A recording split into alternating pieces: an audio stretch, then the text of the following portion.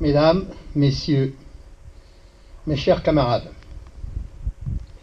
le 11 novembre 1918, sur tous les fronts, vers 11 heures, les sonneries des clairons qui annoncent le cessez-le-feu se font écho. La Première Guerre mondiale s'achève, après 4 années terribles, et devient pour tous les Français la Grande Guerre. Certains pensaient à tort que ce serait la dernière.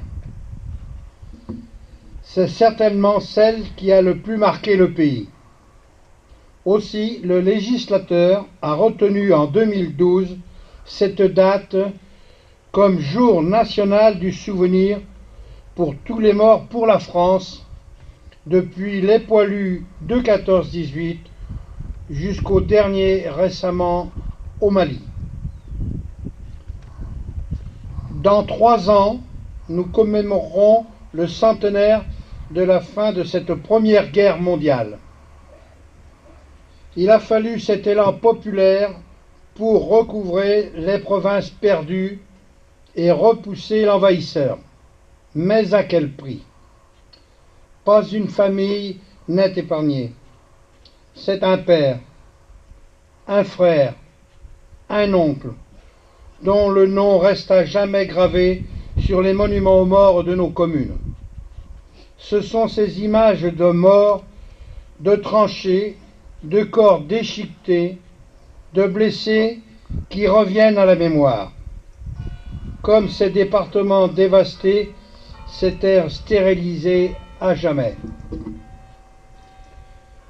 Une victoire chèrement payée, certes, mais qui a démontré que lorsque des hommes commandés par des chefs exemplaires, conscients de leur devoir, étaient de résister et d'attaquer pour vaincre des ennemis souvent plus nombreux et mieux armés.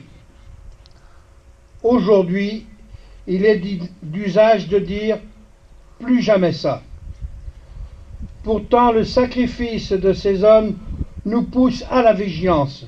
L'ennemi n'est plus dissimulé derrière la ligne bleue des Vosges, mais d'autres menaces sont plus insidieuses et tout aussi dangereuses nous guettent.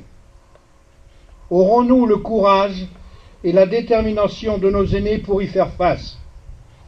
Ces quelques instants de recueillement devant ce monument aux morts doivent nous interroger. Serions-nous prêts à faire notre devoir au péril de notre vie?